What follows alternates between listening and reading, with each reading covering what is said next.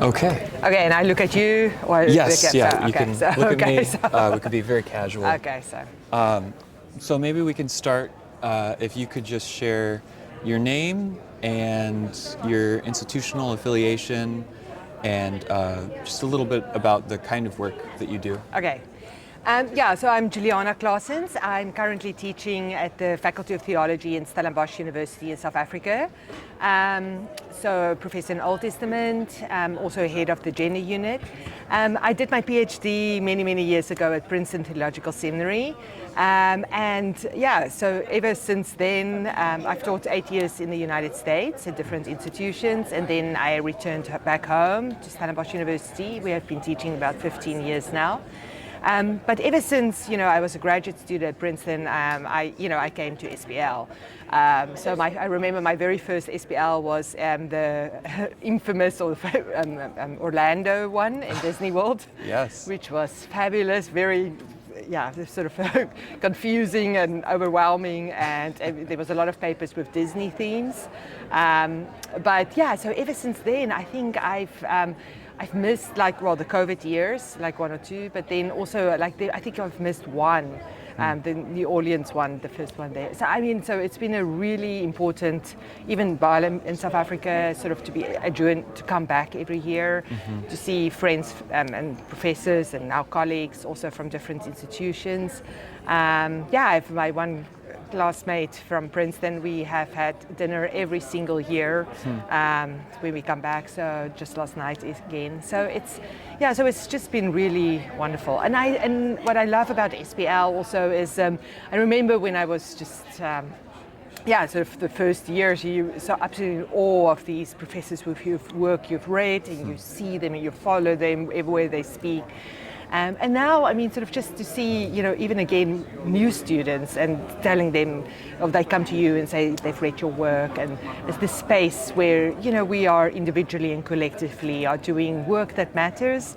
And I think SPL is a good space where, we're so isolated, and then when we come together and then realize that, we are doing something, and we can see how the field has progressed, and and there's still a lot of challenges, so we can also mourn that. It's a difficult time, I think, in the country and in the world. But I think even for that, this space is so important as this foster these communities, alternative communities of care also, and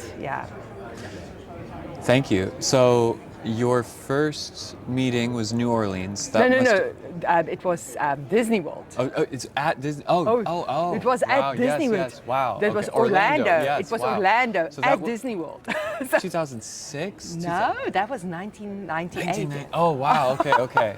Yes. I may be older than I look. 1998. Okay, was so the first one. Yeah. In that time, and we've never gone back there since then, have we? No, we have not. It's kind of interesting. We got to go back. It was like. Okay, so in that time, quite a bit has changed in terms of the academy, higher education. Some new methods and approaches have emerged, even in just a couple decades. That can be quite a long time in terms of scholarship.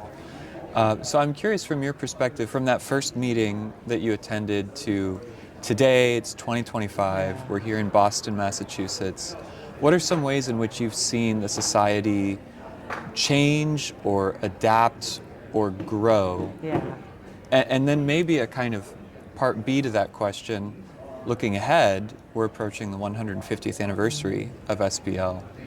What are some ways in which you would like to see SPL continue to change and grow? Yeah, so it was so interesting. So one of the consistents also is the Monday morning status of women in profession, the Committee of Status breakfast. And I remember the first, again, it was so small, and just there were so few, women scholars and students. And just to see how that have grown and changed, and more sort of women also joining the field. But again, that has been such a consistent now. So in the committee and sort of Monday again we have the breakfast, and so it's just been a really important part of for me to see. I've also seen throughout. Remember I was also in 2008, I was a co-chair of the Theology of Hebrew Scripture, and we started, some of this, we said, okay, let's have a session also on trauma, and it was one of the very first times also with, Kathleen O'Connor, all the people I thought was fantastic, sort of, and Daniel Smith-Christopher and Todd Linnefeld and Kathy Caruth came. And I mean, it's just interesting to see how even the field of trauma hermeneutics since then have, if you do a search, there's so many people working on different trauma readings. And so I think that was SPL also so interesting. It's really cutting edge. There's new approaches, new methods. You hear sort of a paper on some different new approach, you sort of go further down the rabbit hole and read more of that, apply to your own work. So it's really been, it's just been a joy, and I think for all of us, we are all academics, most academics are inherently curious, and so we're trying new things out, so I think the space that SPL has created also for that, even just the books, different types of books and different types of ideas. You mentioned the trauma hermeneutics section, this newer section, and there's a great SPL Press published book that collects a lot of the papers from that session. You have a great chapter in there. So over the years, I think I'm just very much under the impression how we, even for me from South Africa, we individually work on things, but then collectively how the field is also moving and it's dynamic.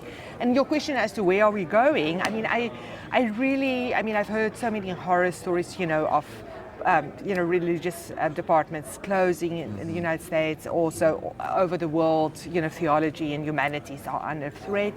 But what I very much also know, there are a new generation of students who are as excited about the biblical text in the Hebrew Bible than we were, and that we need to hold the space also for them, and sort of to create opportunities that we can continue this collaborative work also in years to come.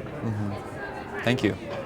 So you've mentioned, you've touched on this a little bit already. You are not just a member of SPL, but you've also exercised some leadership roles in SPL. Could you maybe speak about some of those experiences and what they mean for you, maybe professionally or personally?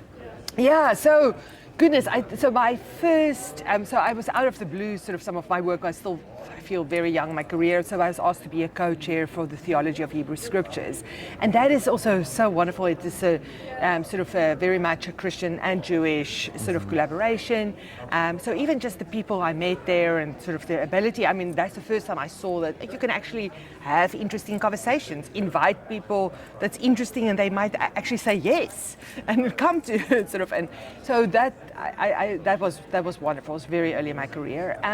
After that, I've also been on the Trauma Hermeneutics Steering Committee, which was very interesting and generative. I've been on, the Bakteen. There was also for a while we had a Bakteen sessions. I was also on that steering committee. And then, then the Jeremiah, so the writing and reading Jeremiah. I was also co-chair of that. And that I feel with that is also this legacy that, it was started by people like Kathleen O'Connor, Carolyn Sharp, Louis Stuhlman, and their notion was very much to create a space for alternative ways of doing prophetic books, so writing and reading, Jeremiah, and it's just been wonderful. So I've had the privilege of working with some amazing people, also Steve Davidson. We were co-chairs then for a while. On that, and again, wonderful, rich conversations that also forge relationships. I got to know so many people who are still very close colleagues of mine in that Jeremiah section. And now I've moved on to, I wrote a commentary on Jonah. Now I'm writing on Nahum, but I'm sort of feel very much what I've learned also in the way Jeremiah or how scholars look at Jeremiah has been really formative. Also how I think now about Nahum. So. Oh, and then I'm on the status of the committee, the Committee of the Status of Women in the Profession Committee. We have this afternoon also a luncheon, for students. Again, networking, helping to. So, so it's again important work. And then again you hear some of the horror stories of just how graduate students or colleagues or, and that our work is not done yet. Yeah. We actually this year also had a wonderful panel that we worked together with Curum and Class, sort of the different communities, or committees also for underrepresented minorities, and then also LGBTQ plus committee, and we had a webinar that we organized on biblical scholarship, but biblical scholars also at the same time in perilous time. I mean, how does it look? And I think that was such an important moment. We were, I think, about 170 people registered, and where people are so who feel sometimes so paralyzed, in terms of all the events that's happening. And I mean, that was for me so important. That's sort of a sign of agency, that we still do something, that we create a space, we hold the space, we need one another, we try to think about best practices.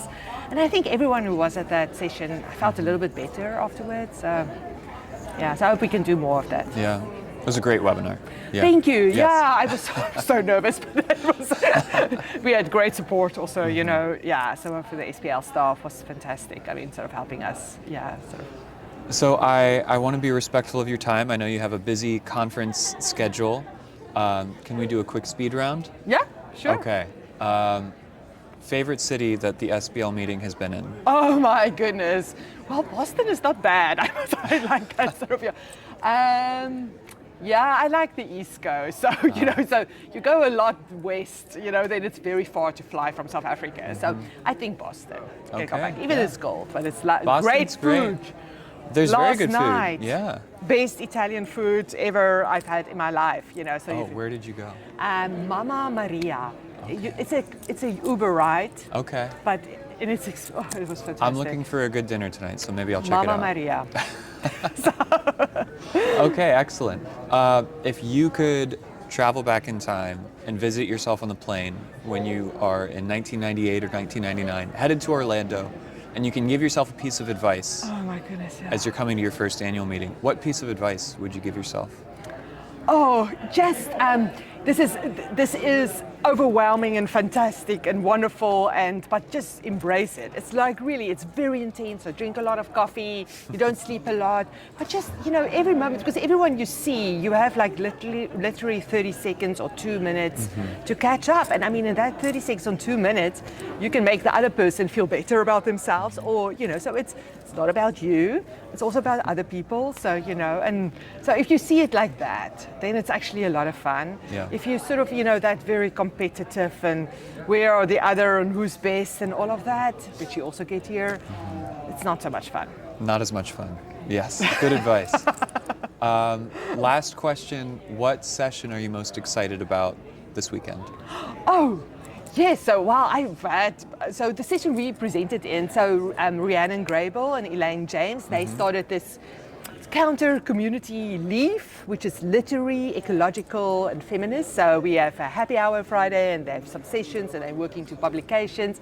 But what is lovely about that is, again, drawing people together who, are doing this work that we've been doing for, but who always feel a bit left out, or what are you doing, feminist, or you're doing what are you doing?